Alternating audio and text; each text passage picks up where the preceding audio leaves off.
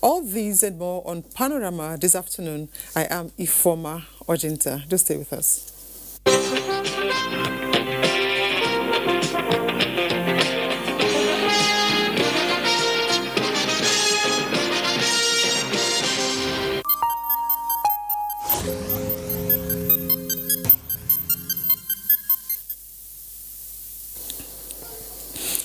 Today is May 29, 2020, marking the end of the first year of the second four-year term of President Muhammadu Buhari's administration and the fifth year of the government in office. Available statistics released by the Media Office of the President indicate that the administration has made productive impact in almost all the facets of Nigerian life. The three umbrella areas on which government based its interventionist agenda are security, reviving the economy with particular emphasis on job creation, especially for youths, and fighting corruption in the area of security. Government has taken the battle to the insurgents and criminals, and they are being extinguished by the day and very close to complete extermination.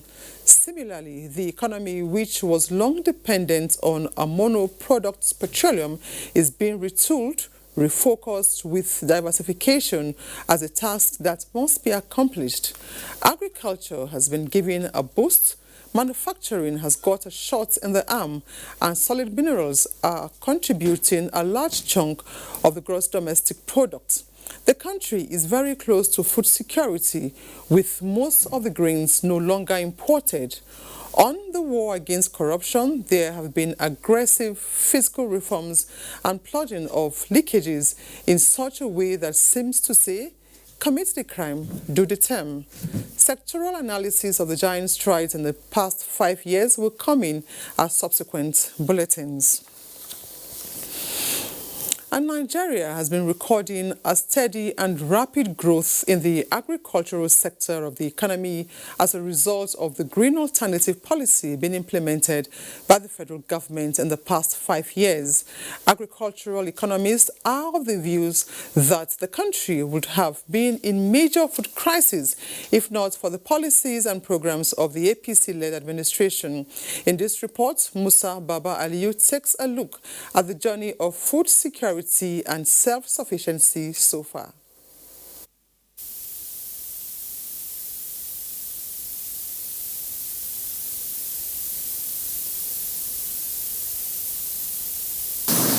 It has been 5 years now that the federal government, under the leadership of President Muhammadu Buhari, embarked on a journey. The dream is to take Nigeria out of the list of food-dependent nations to a wealthy and food-secured country. Let's eat what we produce has been the slogan of the administration. The administration came on board at a time when revenues from oil and gas dropped to less than $30 a barrel, thereby affecting the socioeconomic growth and well-being of the country. To look for other sources of income therefore became imperative, and the government turned attention to agriculture. We thank God for the administration of Muhammad Buhari, that we are getting back into agriculture, and we hope that in the next few years, agriculture will take the front seat once again. The first step taken in achieving these goals is identification of major challenges that made the country to be over-dependent on importation of what can be produced locally. These challenges include lack of access as well as high cost of farming inputs and farmers' inability to get financial support to expand and add value to their produce. We have to deal with reducing the import burden of food, which is almost $22 billion a year. To tackle these challenges, the government introduced the Anchor Borrowers Program, which was launched by President Muhammadu Buhari. The Central Bank of Nigeria set aside 40 billion naira for rice and wheat farming in an Anchor Borrowers Program. A farmer will be given all the necessary input required to grow wheat. And at the end of the harvest, he's going to pay back with the produce at the prevailing market price. The latest figures released by the Central Bank of Nigeria indicated that more than 1.5 million smallholder farmers are cultivating over 1.4 million hectares of land under the Anchor Borrowers Program. It is important for us to appreciate a government that brings about policies that are productive, that are progressive, that are positive, that are proactive. Between 2016 and 2019, more than 10 new rice mills came on stream in Nigeria.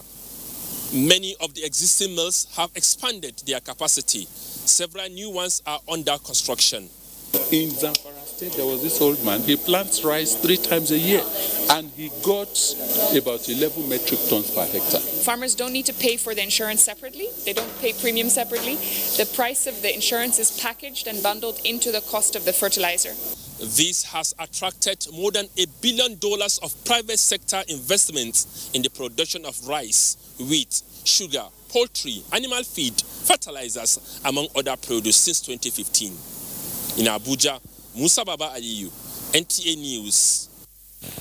And more on this steady and rapid growth in the last 5 years with Anthony Forson, who is standing by at the venue of the briefing by the Minister of Information and Culture to talk on the achievements of the Buhari administration.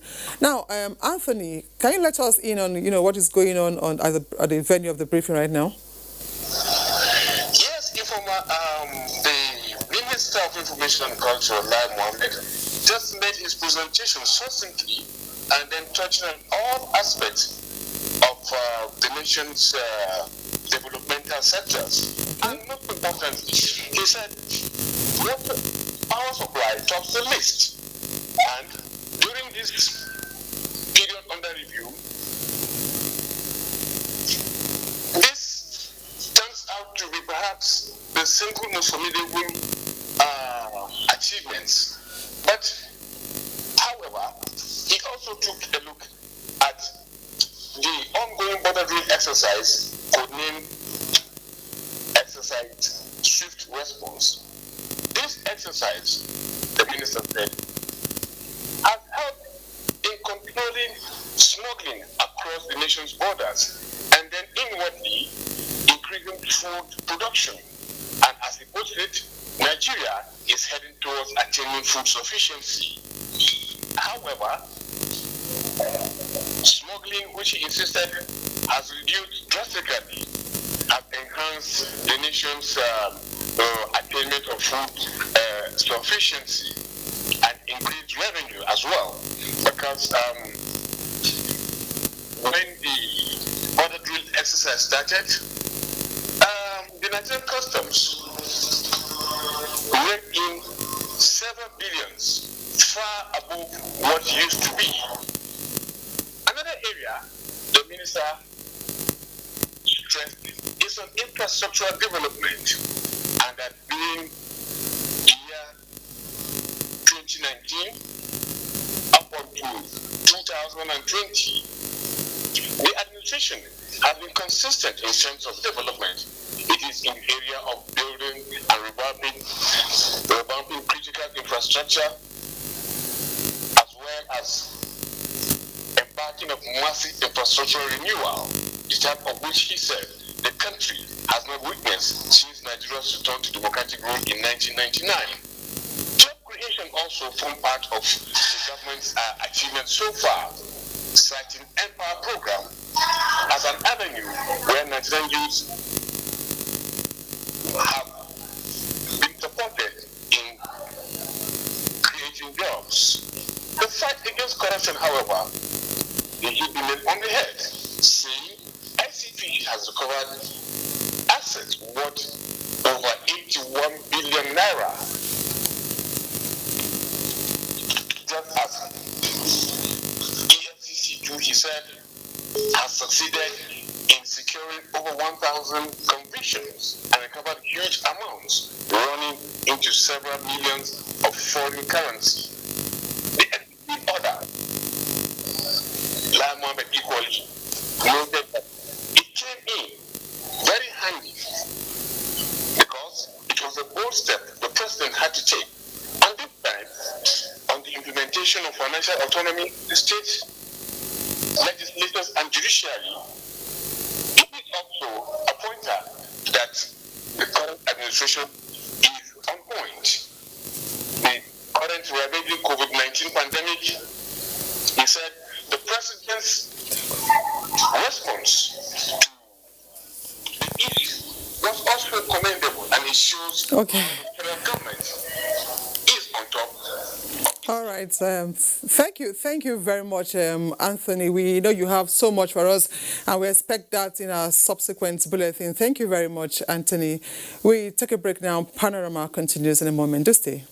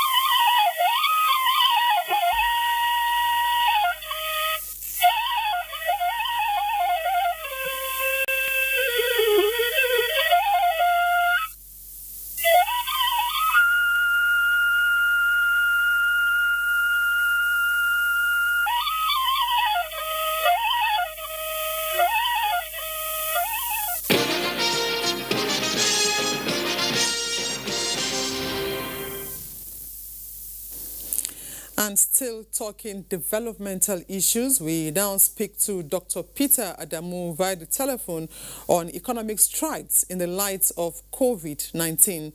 Dr. Adamu is a lecturer in the Department of Economics, Kaduna State University, and also a specialist in international and developmental economies. You're welcome to Panorama, sir. Thank you very much for having me on the program. Okay. Now, Dr. Adamu, now looking at unlocking Nigeria's hidden potentials and the global challenge posed by the pandemic, making countries like Nigeria look inwards for essential needs such as medical supplies, Nigerians now produce oxygen ventilators, hand sanitizers and face masks. Is this response showing the light of Nigeria, against dependency? Thank you very much for this all-important question. Over the years, Nigeria as a country has been trying to position herself in the international space in terms of exports, and so that we can reduce our over-dependence on imports. And thank God for some policies that came up in recent time.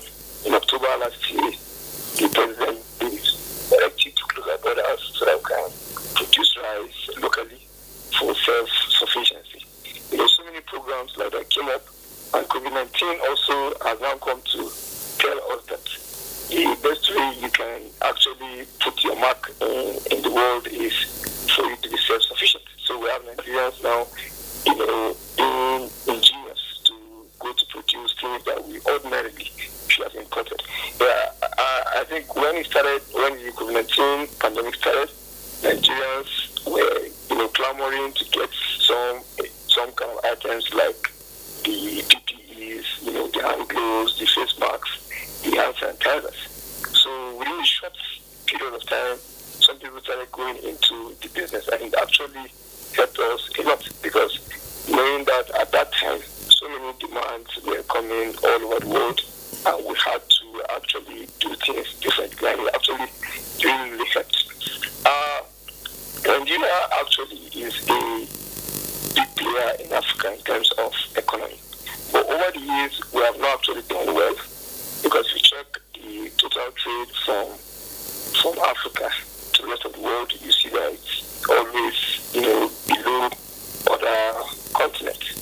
If you check intra-African trade, you see that Nigeria, exports within African countries is very, very low, and intra-African trade is also very, very low. So in Africa, Sub-Saharan Africa particularly, how about a population of 950 million people? So it means that Nigeria can, expand production in all of these items I mentioned, be sufficient in them, and even export to other African countries. But all those African countries are also depending on import from China. So it's actually a good thing that we have leveraged on the lockdown and the pandemic so far. But the problem now is the local manufacturers or the industries or the defense have not actually taken this opportunity very seriously. If you go to the recent interventions or the stimulus packages by the Nigerian government, if you go into the Dr. Adamu, moving forward, how can the tempo of innovations be sustained in other critical sectors and beyond COVID-19? Please, very quickly, Dr. Adamu. All right. Beyond COVID-19, government have actually tried as much as possible to stimulate the economy. You find government, giving tax exemption for micro and small enterprises.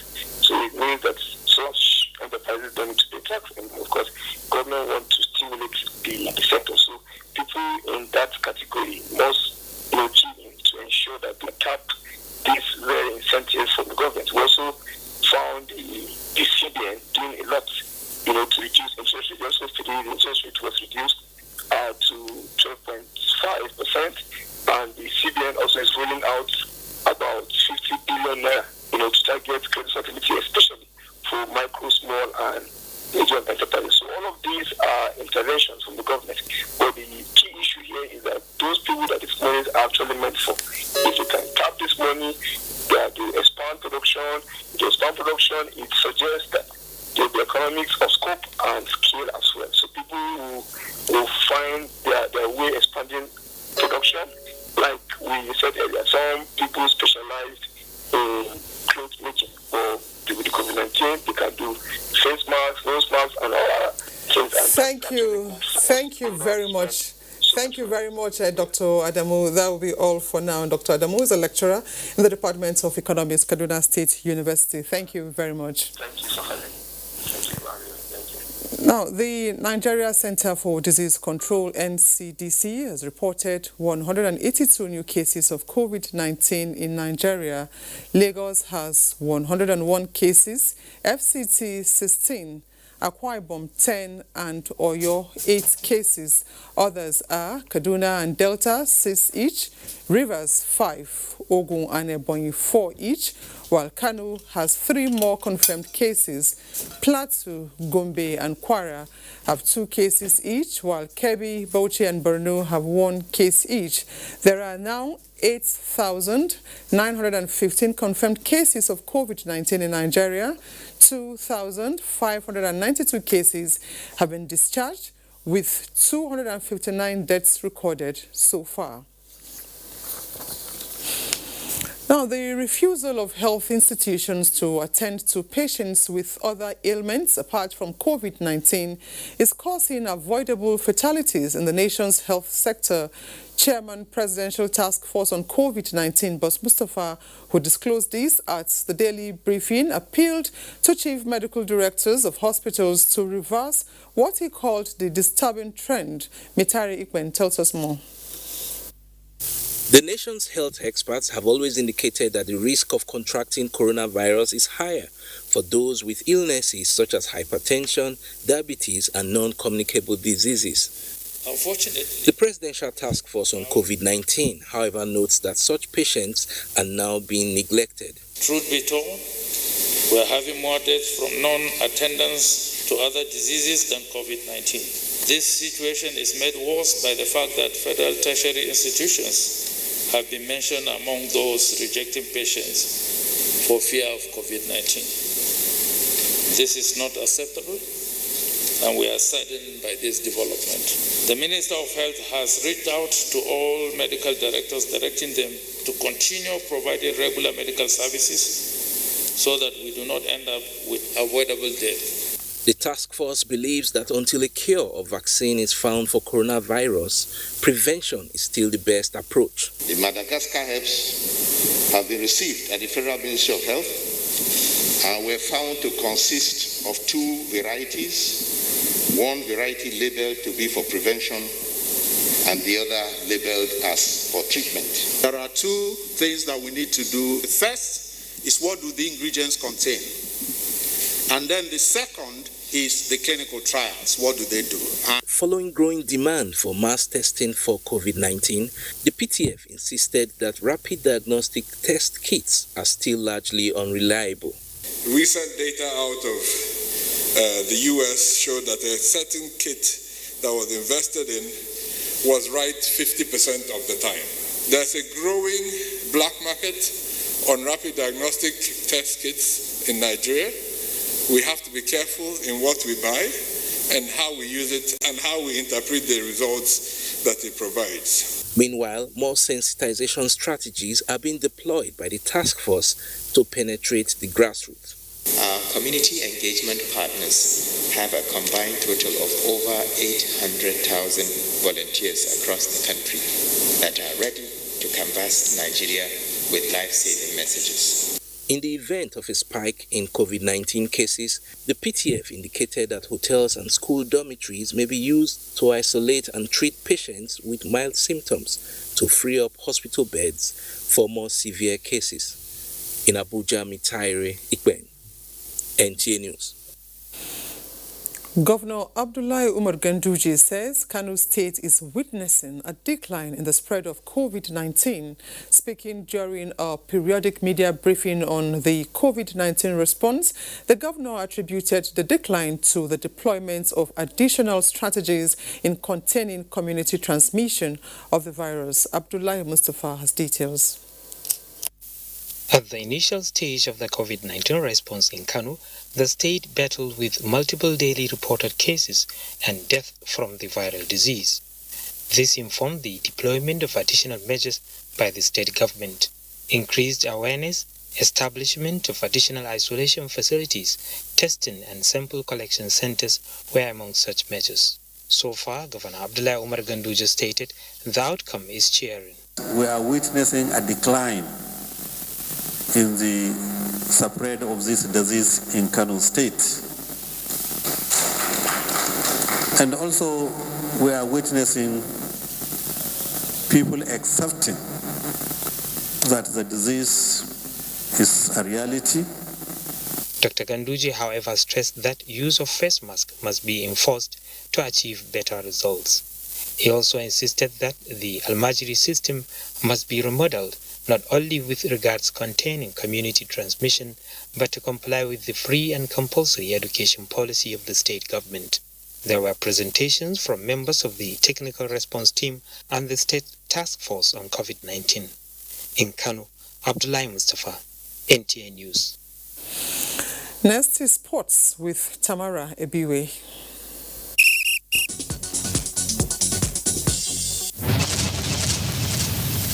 Following recommendations from the Extraordinary National Council on Sports, the Minister of Youth and Sports Development, Sunday Dare, inaugurated the Edo 2020 National Sports Festival COVID-19 Committee with the mandate to work with relevant stakeholders to ascertain the health infrastructure of the state and come up with a new date for the Games.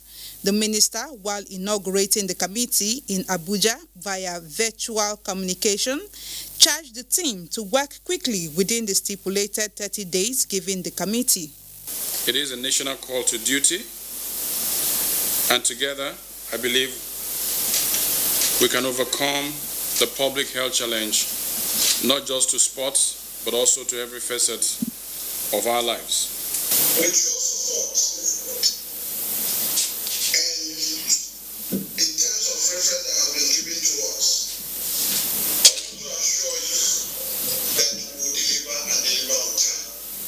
In the meantime, Nigerians say the task of winning World Cup tickets, as well as next Africa Cup of Nations title, handed to technical advisor Gernot Rohr by the Nigeria Football Federation in its new contract extension, are not difficult to achieve. The target should be, can Nigeria be able to get to the semi-finals? Because as at now, I think Nigeria should be thinking of getting the semis, not actually getting a ticket. Because getting a ticket for me is something Nigeria should be able to achieve.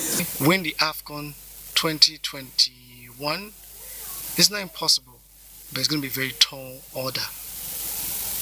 And then the World Cup, I don't know about that. Gernot Rohr became the Super Eagles technical advisor in 2016. Tamara Ebiwe, NTA News. And that's Panorama for today. We thank you for watching.